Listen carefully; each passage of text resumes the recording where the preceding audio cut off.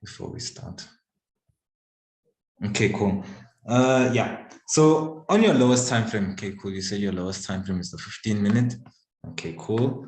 So I'm just gonna write this. We on the 15. So this is our entry time frame, right? On our entry time frame, we're basically just looking for two things. We're looking for chart patterns. Also, like you said, remember you said you're looking for those chart patterns on the 1 hour. On your entry time frame, you're also looking for your chart patterns and as well as your entry criteria.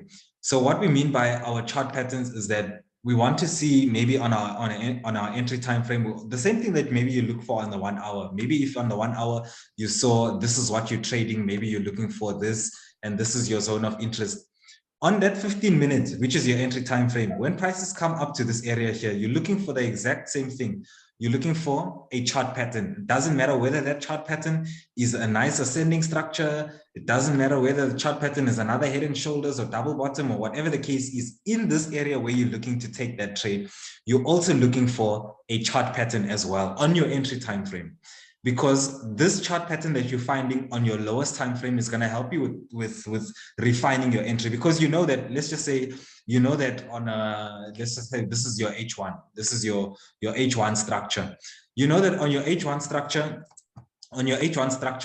what you're looking for is you're looking to trade in this area here. And you know that if maybe you look for a bearish engulfing in this area, then you're going to put your stop loss above this high here. So what we're doing by looking for a chart pattern on our entry time frame means that we're trying to refine our entry. So we know where we need to enter, but now we want to find a better time to enter. So if we're looking for a chart pattern, like for example, maybe this ascending structure in this area here, that means that even in this ascending structure, we have two places where we can enter. We can either enter at the third touch of this ascending structure. If we're entering at the third touch of this ascending structure, then our stop loss can still be above here. But point being is that we're going to refine our entry. If we're entering, maybe we find a reduced risk entry, we find this structure, and now we're looking for the break and the retest, and we find our bearish engulfing here. What happens now, instead of putting our stop loss above this high, now we can just put our stop loss above this structure that we see here on a smaller time frame. So we're still entering in the same place, but if we look for a chart pattern on our entry time frame, then we have the chance to minimize our risk, because now our stop loss is maybe above somewhere here, instead of us having our stop loss above the structure, because we were looking to trade this 1 hour structure. So we're looking for chart patterns as well. On our lower time frame, we're also looking for another chart pattern to confirm our move, confirm our direction that we're looking to trade, and also to give us more confluence on this trade, to say that, okay, I also see the lower time frames are also giving me an entry in this area where I'm looking for an entry. I hope. I'm in a one-on-one. Yeah. Okay, sorry, Hope was looking for some assistance.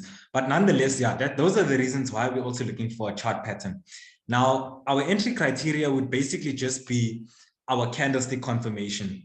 So for my candlestick confirmation, I only use two structures, which is just pin bars and bearish engulfing, or let's just say pin candlesticks and engulfing candlesticks. So because we're looking to sell, maybe I want to see a pin to the upside, like a nice pin into my resistance area, and then maybe a bearish engulfing as well. Or maybe if I just see a bearish engulfing only, then it's the same thing. But all I want to see is, for my entry criteria, I want to see market creating a level of structure. Okay, let's just use this. Market created support here. Market pushed away from support, came back to support. When we're at this area where I'm looking to take a trade, all I want to see is price rejecting from this level, rejecting from that area, which I'll see by those wicks in that resistance. And then I want to see momentum moving away from my level, which is, we'll see that by these engulfing candlesticks, which shows momentum going away from my level of structure. So that's basically just a simple entry criteria. So on your lowest time frame, very simple that you're looking for. On your lowest time frame, you're just looking for another pattern that will confirm your entry. And once you've seen this other pattern, this smaller pattern will give you an idea of now where can you look to enter. Must you look to enter at this third touch, or must you be looking to enter maybe a reduced risk entry? It can even give you two opportunities. You know that maybe if you get stopped out on this first risk entry, you can still take a reduced risk entry after that smaller structure plays out. And you know that even when you find maybe even this reduced risk entry, you'll find out that in this structure on your H1, you still may be trading or you're opening your position somewhere here. And you can still put your stops at above or above your resistance area, which is still above your right shoulder. So your stop loss is still safe. So you're just using your smaller time frame to confirm your move and also give you a better area where you can place your trade. Yeah. This is basically all that you're looking for on your smallest time frame. Just chart patterns and entry criteria. Okay. Oh, And with the pairs that you're trading, I see you also trade AUD, JPY, and I happen to like it, but I often don't catch much trade, and I would like to improve myself on taking trade.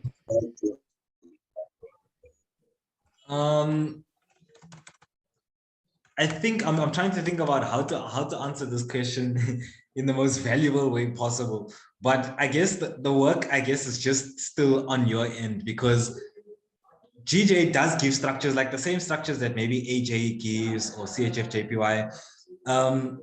GJ also does give the same structures, but I guess it's just a matter of you back testing the pair so that you can get comfortable with just basically just walking through GJ and trading GJ. Like if you back test, it gives you the opportunity to look at that market over and over and over again. And then at the same time, you're also getting that market experience in a way. So you're getting comfortable with looking and seeing how does, yes, I'm looking for maybe head and shoulders or maybe an ascending structure, but how is this pair giving me those structures? That's what backtest is going to help you with, getting comfortable with your pair specifically. Yeah. So I don't think there's a really functional way for me to answer that question aside from passing the work back onto your side and saying that you're going to have to just backtest and get comfortable with that pair, because learning the theory is only one half of the job. Then the other half is now seeing that, okay, I've learned this theory, but now how can I make this theory make me money? And that's by backtesting and seeing, okay, maybe they've told you to take break and a retest of a double top structure, but you find that maybe through backtesting, every time you're taking breaks and retests, maybe your trades are hitting stop loss. But when you're taking those risk entries, maybe at the second peak of your double top, that's where GJ makes you money when you're trading double tops. See, those types of things you only see in from backtest. Yeah. Oh wait. I see we've got some latecomers in the building there. I don't know if that's, I'm just gonna use your surname there. I see Christian and I see Lucanio. What's up, guys? Yeah, I'm good. What's up, Tramayne? We chilled, man. I see Lucanio there in the building, man. I see you. Sorry, man. A bit late, man. I couldn't find the link, man. I thought you were going to send another one. Okay, no stress, man. Sorry about that. But I did update today so that this app Calendly automatically sends like a reminder 10 minutes before the session. So I just thought about that today and I went and I done the things. But yeah, hopefully the next session is a little bit smoother. Yeah, all right, bro. Oh, wait, no stress, man. What are the questions that you have, man, for the session? Okay, let me check. I wrote a few questions here. Okay, hey man, I've got like a couple of questions I want to ask you. No stress, man. Do me a favor. Give me the questions that you feel like are most important, because like, you know, some question, maybe you can have a question about, for example, Fibonacci, but maybe when you're asking a question about Fibonacci, there's like more other questions that you have on Fibonacci. So maybe give me your main questions, and then while we're going through your main questions, those secondary questions, then you'll just ask them as we going on. All right. Okay. My main question, firstly, based on position, you know, like how many trades you take in a day or a week, like how many trades would you regard as over trading? Like if maybe like I take 10 trades, do you regard that as over trading per week, or you get what I'm saying, man? Yeah, 100%. Yeah. And another thing is, when do you think is the right time to move your stop loss to break even? Do you use structure for that, or you use the amount of profits you already made? Okay. You got that one? Yeah. Yeah. Another one is, as a swing trader, do you think do you only take those big moves, or you're allowed to take those small moves, like those maybe 50 pips move, or you only take those big moves only? Okay, very interesting question. Very interesting questions. Yeah. And I also want to focus on certain TPs. So sometimes I feel like I get too ambitious because most of my trades don't hit TP. Yeah, so I think I get too ambitious when I set the TPs. So maybe you can give me a few tips on that. All right. Okay, Yeah, setting TPs. yeah. Should I add more questions, or can I answer those questions first? Okay, let's see. Are your other questions relating to these questions, or are they completely different? No, if they're not, if they're completely different, then yeah, let's go through all of them. Yeah, they're a bit different. I think we should focus on these questions first. Okay, no stress, man. I see Christian. Christian, are you still there, man? Yes, I'm here. Awesome. I'm fine. And you? I'm 100%, man. I'm 100%. I see the link. Today we have a book session, and I'm here to participate in the session. Awesome, man. Do you understand me? Yes, I do. I do. I want to see you make a session. Come on, I want to see you place your trade. You. Come on, this one.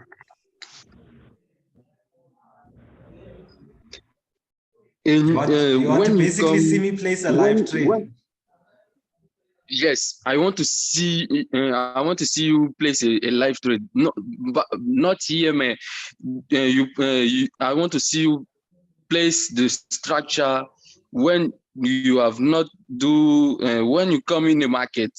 How you place a structure, how you see what you do, the different characteristic to put this to place your trade. I want to see how you do that, and if you do what, like I say, lazy bastards, you go to the big hour time frame and to come in a lower time frame, or you can do this in a lower time frame. And if you can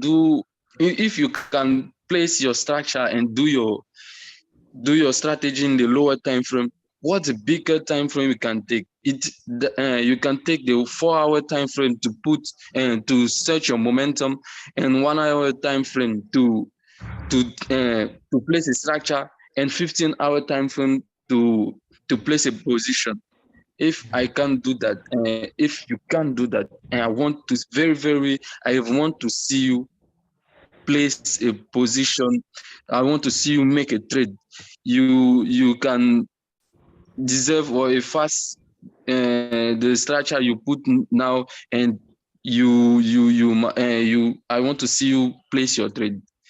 This is what I want today in our book session. No stress. In terms of placing a trade, I already have trades open. See the same pair that we just analyzed. I already have some trades open that I've already placed. And this last trade, you just missed it because you were late. We literally opened, see this bearish engulfing candlestick on the H1. We literally I opened another sell right here at this bearish engulfing candlestick. So I'd say you missed the actual position, taking the position, but I will still show you just an example of some top-down analysis so that you still understand the process of how you get to this point, actually opening the position. Okay. Yeah. But I can't just go and press buy or press sell anywhere at any time. You see, there has to be patience involved. So I can't just go and take a trade right now, but I will show you just the process. Okay, so let me go into some of Lucanio's questions first. and then we'll go into Christian's process, because I think I can answer some of Lucanio's questions by talking about by going into what Christian wants.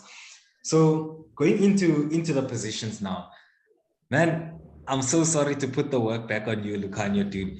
But you see, something like over trading and understanding exactly how many positions you take, that goes down to the type of trader that you are. If you're a scalper and you take maybe, but also backtest helps. But for example, if you're a scalper and you're taking 10 positions in a day, you know that is your average position. If you're a swing trader, you know that you're probably going to take 10 positions in a week and not in a day. And so you know that once you have your average to say that this is the type of trader, on average, maybe I've seen myself taking so many trades, or when I backtest, I really honestly only find maybe 3 or 4 trades in a week. Then now you know that if I go over 3 or 4 trades in a week, maybe the most that I'm going to go over those 3 or 4 is by 2 or 3 extra trades. Once I'm 2 or 3 extra trades over my normal average, then I'm over trading. So it's just a thing of you understanding like how many you have to know first, how many trades do you take on average, so that you can then say that, okay, if I'm outside of this range, or if my statistics or whatever is looking slightly different to what's actually happening, then I'm outside and something is wrong. You see, so you can't conclude that, maybe I can't say that as a swing trader, if you take more than X amount of positions, you're over trading, because I don't know your system. I don't know how you trade. I don't know how often you find entries. I don't know which time frames you're looking at, all those types of things, you see. All right, I get you, man. 100%. So I think when we, okay, let's talk about the stop loss. I'll go through I'll go through all your questions, Lucanio, because when we're going through Christian's things, it's gonna cut us some time actually. So yeah, let's talk about this thing about swinging moves. So if I'm a swing trader, right, I'm just gonna draw something here on the chart. Simple, just an uptrend, simple uptrend. Okay, cool. So if I'm a swinger, right, I know that what I want to be doing is I want to be swinging these positions, swinging these bullish positions, maybe because we're in an uptrend, maybe because of whatever reasons, but I want to be swinging the longer position. So basically, I know that I'm going to be doing my analysis from higher time frame, right? Now, on a higher time frame, maybe if I'm looking at, for example, let's just use a 4 hour. So maybe I'm looking at the 4 hour. I can see 4 hours bullish. So obviously, maybe I'm looking for some bullish continuation trades. And as a swing trader, I want to trade the highest time frame that I can trade, which maybe in this case is the 4 hour if I'm looking for some bullish continuation trades. Obviously, maybe if prices come down here and I'm looking to sell, then this is my next key value area where I can still look to sell, right? So I want to take trades that are first of all going to give me a minimum risk to reward ratio of 1:3. So even as a swing trader, it is possible to take these small pullbacks, like these down moves and these corrective structures that are within our overall trend. But my only criteria is that I'm not going to open a position that doesn't give me a risk to reward ratio of at least 1:3. If this swing trade, if this short, my book is falling. Let me just pick up my book. Sorry about that, guys. If for example, this pullback here doesn't give me a risk to reward ratio of 1:3, then I'm not going to take the trade. So, because it's very possible to have a bearish bias, like maybe, for example, if price is trending to the upside and we're coming at resistance, it's very possible to have a bearish bias in a bullish trend. Why? Because maybe your bias is bearish because of there's resistance over here. So you know that you're selling into a bullish market, and obviously maybe you can't swing this bullish market to the potential that you can. But if you know that maybe you can fit a 1:3 risk to reward ratio within before prices get to this previous resistance that can turn into support where we can see some bullish momentum, if you can fit 1:3 risk to reward ratio within this space here, and then obviously maybe look to target extra to the next support area here, then you can do something like that. Then you can trade those smaller moves. I think it doesn't really matter.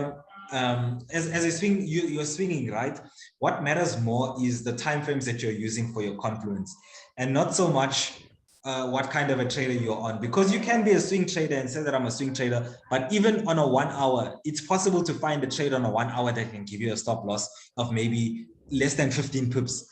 And so it's possible to have that refined trade, that trade that looks like a scalp. It's possible to have that kind of a trade as a swing trader. So I wouldn't really pretty much judge my trade on the amount of pips that I'm making or whatever, but I would judge my trade by the risk to reward ratio that I'm making on this trade. Doesn't matter whether it's a scalp, swing, whatever, call it whatever you want to call it. But as long as I'm trading in the confluence of, first of all, higher time frame structure and looking for higher time frame momentum, then it doesn't matter how many pips there is, as long as 1:3 risk to reward ratio can fit in that position, and I'm trading with higher time frame confluence. That's pretty much what matters, regardless whether you're a swinger, scalper, day trader. All right, you've answered my question, bro. Thanks, man. So I think for our stop loss movements and our setting TPs, let's touch on a little bit of Christian's question. So I'm just gonna, what pair haven't I looked at? GBP, what? Let's say Euro GBP. I don't think I've looked at that pair in a long time. I just want to go to a fresh pair that probably won't have any analysis on.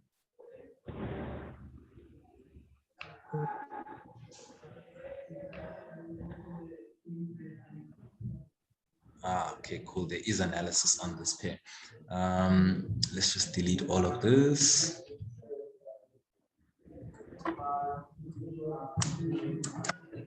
Okay, cool. So basically what you want to have, I'm going to give you an objective way to do it, and I'm going to give you the subjective way that I use to do this. So for any top-down analysis or any analysis, doesn't matter whether you're a swing trader, scalper, or whatever, you always want to have 3 different time frames. So let's just do, let me share a new screen. Let's just do this. You always want to have 3 different time frames, right? You want to have a high time frame, a middle time frame, and a low time frame. Now, doesn't really matter what these time frames are. Point is that you are doing top-down analysis and you have these 3 time frames. So for your highest time frame, simply what you're looking for is just a directional bias. So you're looking for direction. What are you going to use to determine your direction?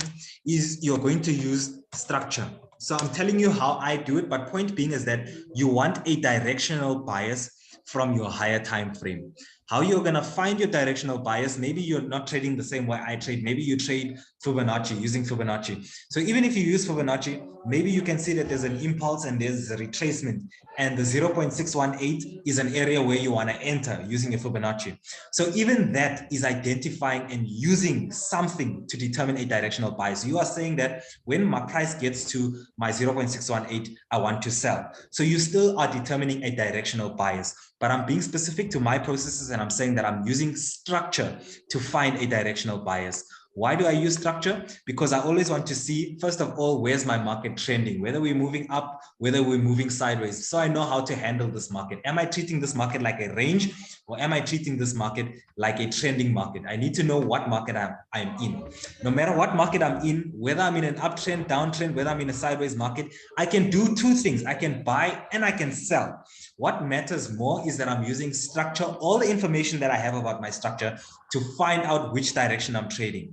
So maybe, for example, I can say that there's an impulse to the downside. This is my corrective structure. And as much as there's a bullish trend going on here, I'm going to wait for my 3rd touch to sell. So you see how I'm using structure to find a directional bias on my highest time frame, just a directional bias. Now that I've found a directional bias on my highest time frame, now we're going to say that for a, let's just say for a day trader, I'm just going to use an example for a day trader because it's in between. Now we're going to say that maybe for a day trader, we're using the 4-hour chart to find a directional bias. So the 4-hour time frame is our highest time frame, right? So now that we've defined that, from our middle time frame, what we're looking for is we want to look at structure, or we want to find points of interest. So I'm just going to say POI. So we want to find a point of interest. What a point of interest is an area where we want to trade. So we found a direction. Maybe we said already that we're going to be looking to sell this market because we're in an ascending structure and it's coming to the 3rd touch. Cool. We found a directional bias. Now we need a point of interest. Where are we going to look for this trade to be able to sell? Now for this, we're going down to our middle time frame, which maybe in this case we can say is our 1 hour time frame. And maybe on our 1 hour time frame, we'll find that there's a lot more detail. Maybe we still have this trend line or whatever the case is. But point being is that we want to find structure on our middle time frame that allows us to find an area where we can look for those positions. So maybe that area is this trend line. It's also structure. Maybe that area is there's resistance or horizontal resistance coming in here. Doesn't really matter. We're finding structure. Also, again, I'm going to reference my own process. I also use structure to find a point of interest. I also use structure, so we'll just put that there. I hope you guys are also writing maybe on your side so that you guys also always have a reference to the stuff that we're discussing. Anyway, next, you want a low time frame. So your low time frame is basically your entry time frame. And like I discussed with class, you guys are a little bit late. And unfortunately for you guys, I'm very sorry. But I don't think I'll add just as much detail. We'll just go over it briefly. But on our lowest time frame, we're basically looking for our entry criteria, our chart patterns, first of all. Okay, let's just be quick. Chart patterns, and as well as we're looking for entry criteria. So whatever we're using for our entry criteria, we're looking for that on our lowest time frame.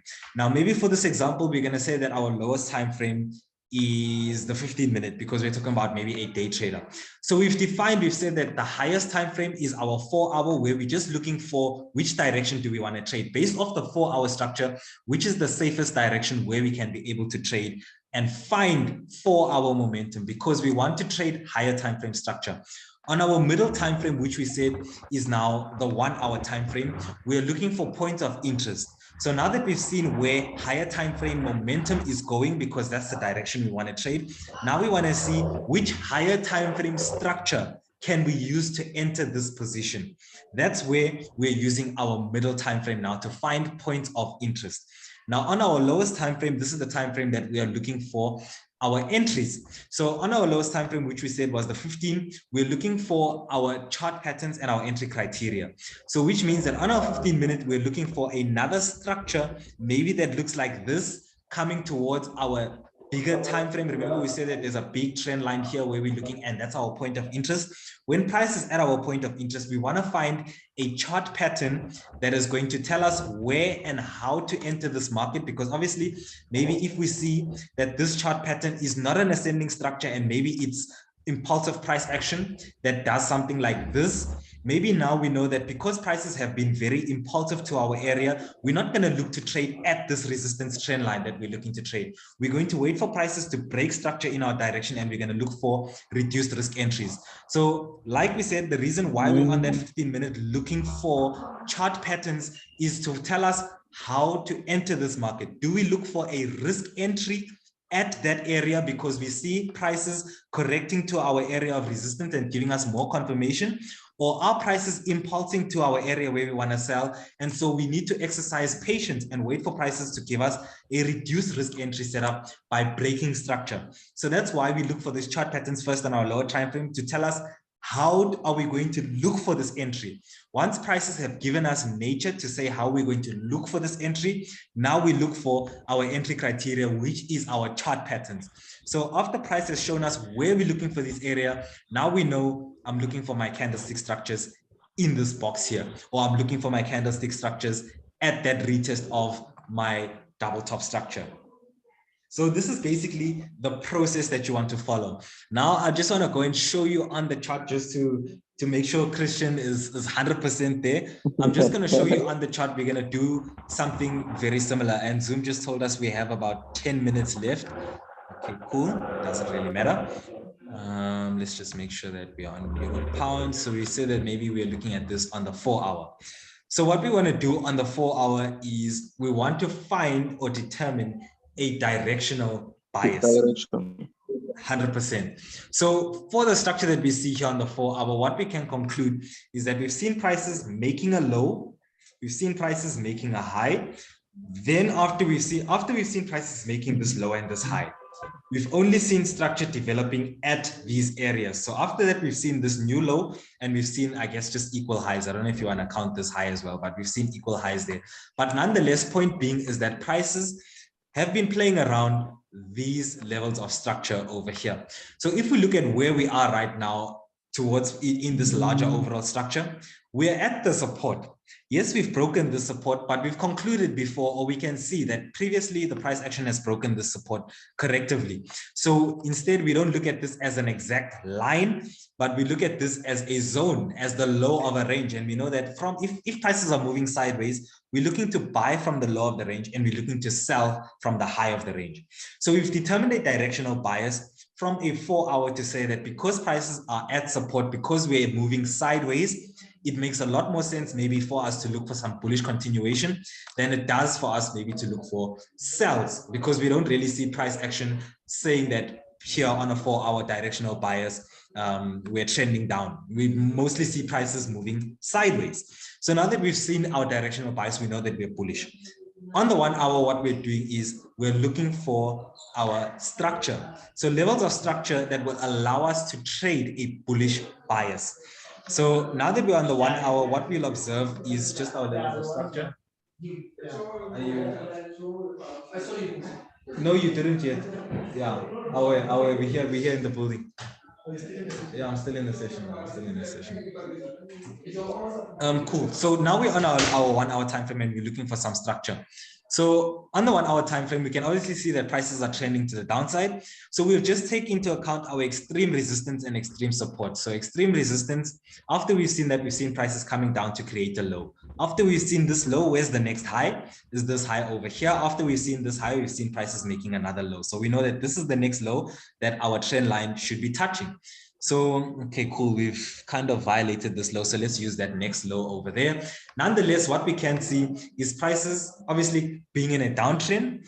But what we've seen on our 1 hour chart is prices pushing to the downside, failing to create a new low, pushing to the upside, coming back down, failure to create a new lower low. So we're seeing prices stalling again in this area. Now what we have is some levels of structure. We know that our bias is bullish. We have a trend to manage our bias. We can even say that once prices break this trend, we are only looking for some bullish bias trading opportunities. So if we extend this trend line to the downside, we know that as long as prices are below this trend line, we can't be looking for buys. As long as prices are above this trend line, we can be looking for buys because we've broken the downtrend. So now that we observed structure on our 1 hour time frame and we have a bullish bias, we know that we're at resistance on our time frame where we're looking for our entries. So obviously we can't be looking to buy from resistance. Now that we've highlighted and we've seen important key areas where we want to take this trade, what we have here is we've got resistance. Let's just move this to the upside, make sure that it's where it's supposed to be. So now we observe that we have some resistance, and we also keep on messing up with this box, and we also have some support here. So now we understand that for us to be looking for buying opportunities, we need to be buying at support. So for us to be looking for price action that confirms our bullish bias, where do we need to be looking? We need to be looking at support, anywhere at support, looking for what? Our entry criteria, which is a chart pattern on our smaller time frames. Doesn't matter how that chart pattern is going to come. Or we need to be looking for prices to break resistance and then come and treat this resistance as support, showing us what on our entry time frame, a chart pattern. When we drop down onto that 15-minute, because obviously now we observe structure, we said that we can only drop down to our lowest time frame once price is at our level of structure, obviously where we want to trade. We want to be buyers, so obviously we need to wait for prices to come to a resistance area or to break, a support area, or to break a resistance and then treat this resistance as support. So these are the only two support areas that we have for us to trade this bullish bias. Price is not at this area, so we know we can't look for, we can't be even going down onto the 15-minute because price is not at our area where we want to buy.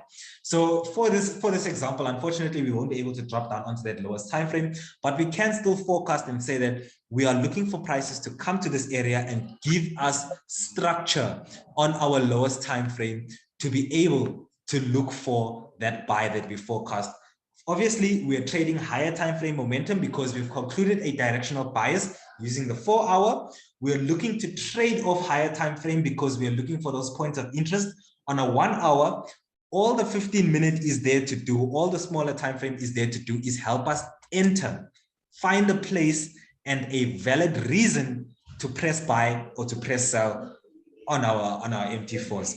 So that's basically the whole process of analysis, is that you just want to have 3 time frames. Like I told you, I'm giving you guys the subjective way of doing this, that I'm saying 3 time frames. Obviously, maybe if you are a swing trader, you'd use maybe the daily for your directional bias, the 4 hour for your levels of structure, your points of interest, and the 1 hour for your chart patterns and entry criteria.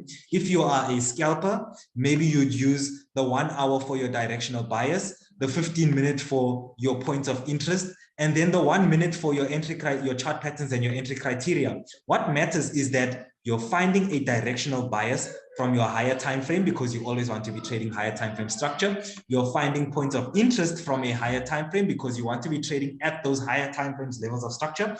And the lowest time frame is just for the purpose of helping you find a reason and a place to trade this higher time frame structure that you are looking at.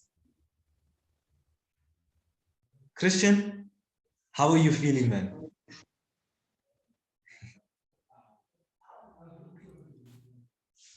Are you still there with us, man? Are you still there in the building? Yes. Man, I hope you've been writing down.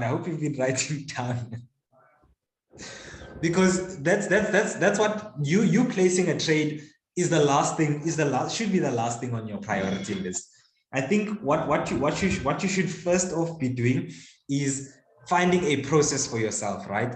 So I've basically just given you a process for analysis. So you want to be comfortable, first of all, with your process, that you find. Now that you've defined your process, now you need to get comfortable with it. Practice looking for your directional bias on your highest time frame, finding points of interest on your middle time frame, and looking for your chart patterns and entry criteria on that lowest time frame.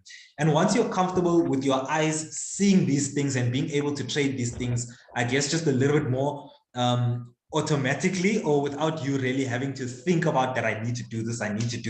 Once that process is kind of automatic to you, then you start going to actually trade, because now you're not worried you're not worried asking yourself, did I do this process the right way? You've already taken the time to make sure that you're doing the process the right way. Now your focus can move on to other things like managing your trades, which is the last thing that we probably need to talk about, which is moving our stop losses and then setting our TPs. So I'm going to give you a quick one. I want to ask you a question. Yes. Okay. Go ahead. If I decide to be a day trading and I take 4 hours from a higher time frame to observe a direction of momentum, and I take 1 hour to the middle time frame to observe the structure, and the 15-minute to take my position and to enter in the direction of the momentum. If I want to manage my trade, what time frame can I use? Can I use it? 100%. We're literally about to answer that question. So for managing your trades, right? Let's talk about how we're going to move our stop loss first. So doesn't matter what time frame we entered on, which direction, we're going to manage our trade the exact same way. So we're managing our trade based off the time frame that we have entered this market in. If you entered the market using a 1 hour, then you're going to manage your trade 1 hour structure. If you entered this chart, this trade on a 15-minute time frame, you're going to manage your trade on a 15-minute time frame. Now, quick criteria is that you want to manage your trade. The safest way is to manage your trade based off structure. A simple rule, because you want to